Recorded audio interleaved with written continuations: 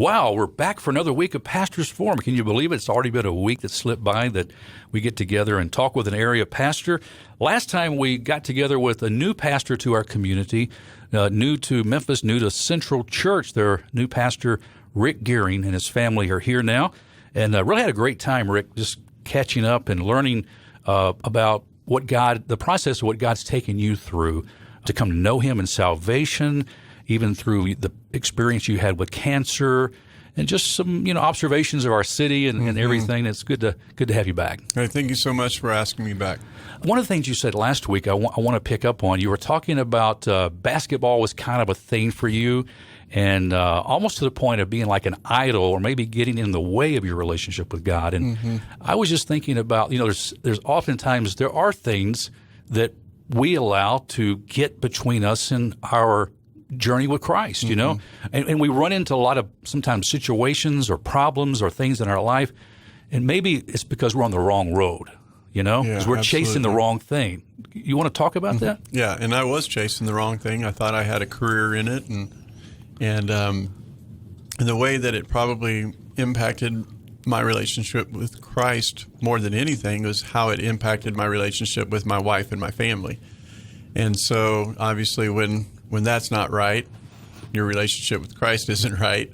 And so I put basketball above my marriage, above my family, above my walk with the Lord, and thinking that, as I said, I had a career in that, so I was pursuing it, and I'll never forget, it was another revival that was taking place in my home church in my probably early 20s, mid-20s.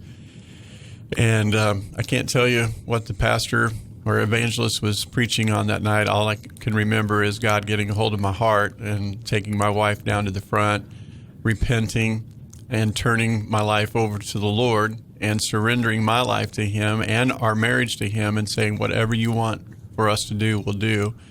And so from that moment on is when God then began to direct my paths towards full-time pastoral ministry. Amazing, of God's grace in our lives is remarkable, But yes, it was. It impacted my relationship with my wife, and I'm so thankful that they or she put up with me and played second fiddle, and was patient. And so I'm very thankful for that. But because of my relationship with her and my kids, and how I wasn't putting them first, it was obviously impacting my relationship with Christ. Do you think, Rick, we all need to come to that whatever place God before we can really experience that abundant life that He seeks to give us? Absolutely. Yeah, no, it was a point of emptying that God emptied me. And I just laid it all out, fully surrendered, had no idea I was going to be called into ministry. I would have laughed at you at the time, but God made it clear and began to direct my paths, just as Proverbs 3, 5, and 6 talks about. What's your wife's name, and how and where did you guys meet? Yep, my wife's name is Cindy, and we were both born and raised in Wichita. And I was at my Christian school that I was attending from K through 12. She came her sophomore year, and believe it or not, it's one of those moments where when I saw her, I was like, she's the one. And now I can promise you, Byron, that it took me a long time to convince her that I was the one for her. But praise God, God made that happen. Well, what did you do or try to do to convince her that you were the one? Oh, Did she totally ignore you? But yeah, basically. Oh, yeah. So I would try and, obviously open the door for her, and hopefully, there would be something that would happen magically through that. Carried her books for her, that kind of stuff. But I think I was more of just annoying her than anything. That was cold, though, Rick. You were doing everything right. I was trying. But finally, she saw the light. She saw the light. Well, what was the turning point in the relationship? I mean, was it in common? I mean, did you guys talk about spiritual things? And that's what's ironic. Grew up in a Christian home, and I take the responsibility because I'm the husband, the father, spiritual leader of my home. But I grew up in a Christian home, grew up through a Christian school. I was in church all the time. I get married and didn't really talk much about spiritual things. Yeah, absolutely. I talked about basketball Yeah. And seriously, I mean, when I say I was always gone playing basketball, I was always gone playing basketball. You were serious. Yeah. You think we like to wear the label Christian and more than we like to live out the life of a Christian? Well, over 80% of Americans say that they're Christian. And if that's the case and we were living it out, do you think our country would be like it is right now? Oh, my. Wow. So, yeah, I mean, absolutely. I believe that it's extremely easy to label ourselves as a Christian, but to live that out and carry that out, that's two different things. Absolutely. Something else you and I have in common is that we're grandparents. I don't know, well, congratulations. What do they call you? Peepaw. Peepaw. Oh, yes. I wanted to be called G-Paw. I just thought that was cool. Yeah. G-Paw. Yeah.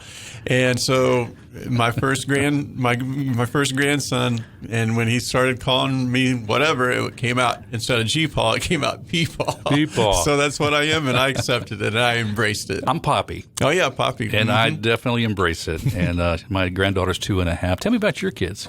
I have two daughters. Ashley, she's 28. She lives in Van Buren, Arkansas, and her husband works at Fort Chaffee in Fort Smith, Arkansas. And they have our three grandchildren, Peyton, who's 8, and Brooklyn, who is 6, and Colton, who is almost 2 years old. And so they are, I tell you what, unless you're a grandparent, you don't understand the life change that takes place with grandchildren. It's amazing. And then our youngest daughter, who is 25, she lives in Leesburg, Virginia at the current time. And she is married to Brody, who is a youth pastor at a local church in Leesburg. And so they, a few weeks ago, surprised us and that they were expecting when we were visiting there in Leesburg. But unfortunately, about a week and a half ago, we found out that she had miscarried. Oh, yeah. God. Yeah. So up and down there, but she's doing well.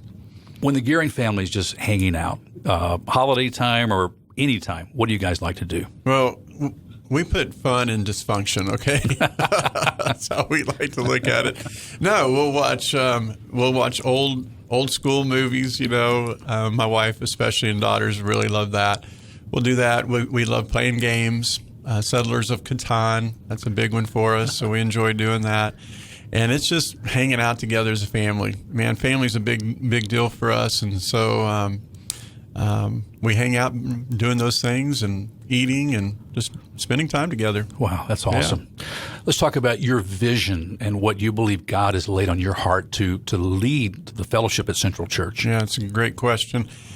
Let me just, if I in a nutshell could give it to you, I have 3 personal ministry goals that I have adopted into my ministry. It wouldn't matter where I'm at, that I would practice these, and it's to love the people, no matter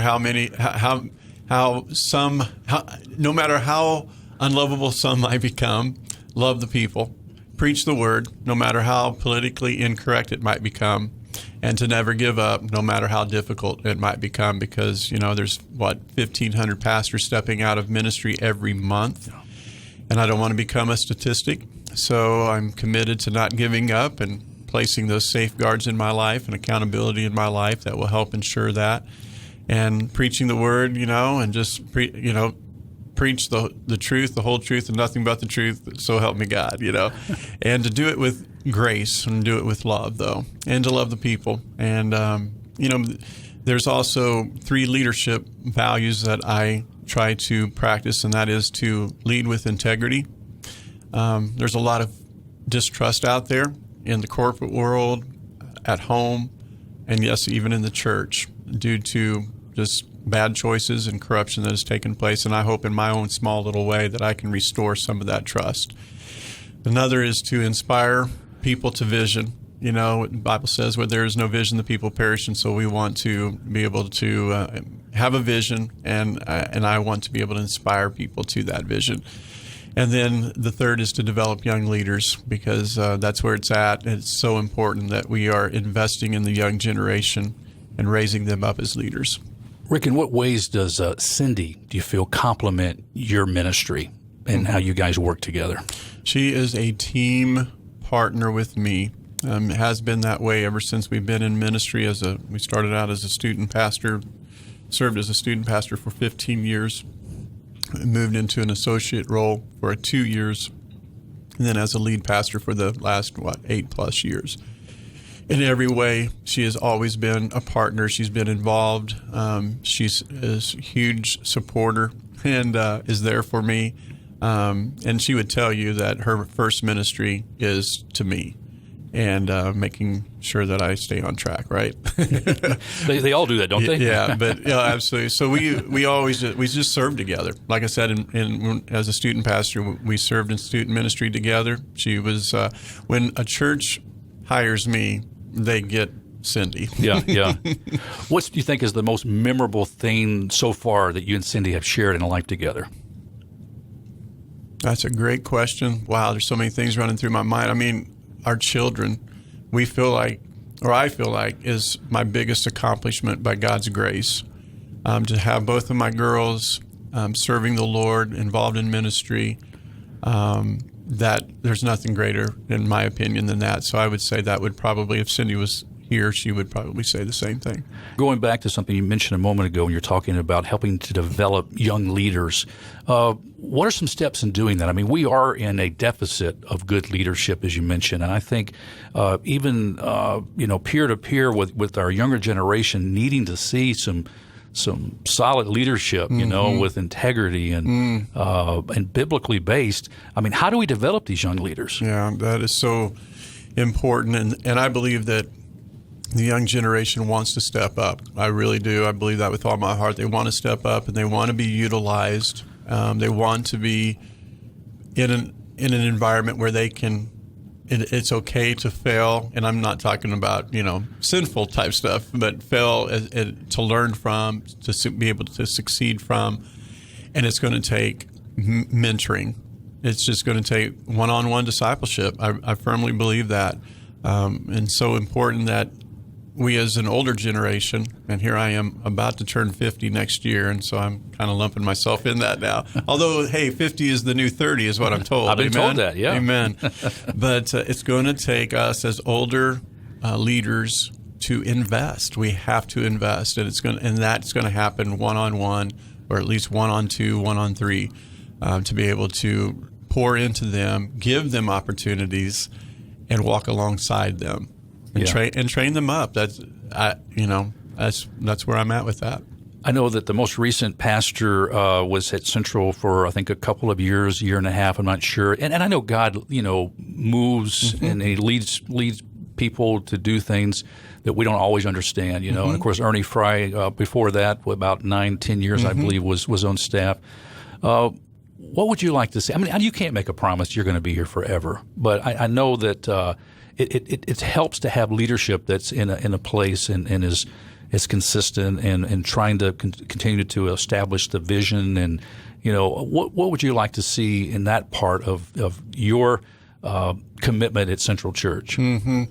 I sure do hope I'm here for a long time, and I'd love to be able to end out, if there's such a thing as ending out ministry, what I'm saying, here at Central. We fell in love with it. We have fallen in love with this area, and just being down south again has just been great for us. So we hope that we will finish her out here.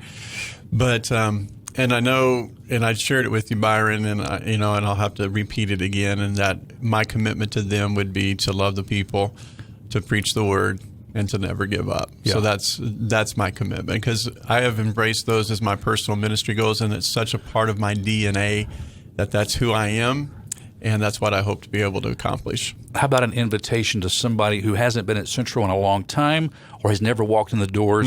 What do you want them to experience when they come under your ministry, as they come into the fellowship there to visit maybe this Sunday? Absolutely. I hope that our church gets filled up with unchurched people, because I can promise you our community is filled with them. I hope we fill up our church with de-churched people, those that have been wounded and hurt by the church, and might wake up some Sunday morning and say, well, let's give church a try again, and they Google it and they find Central and they come, and I hope they can walk through those doors, and that we're prepared to offer them grace and love and truth. Wow. Yeah. That's what I hope they'll experience, is grace, love, and truth. Well, that's a great word there. Thank you.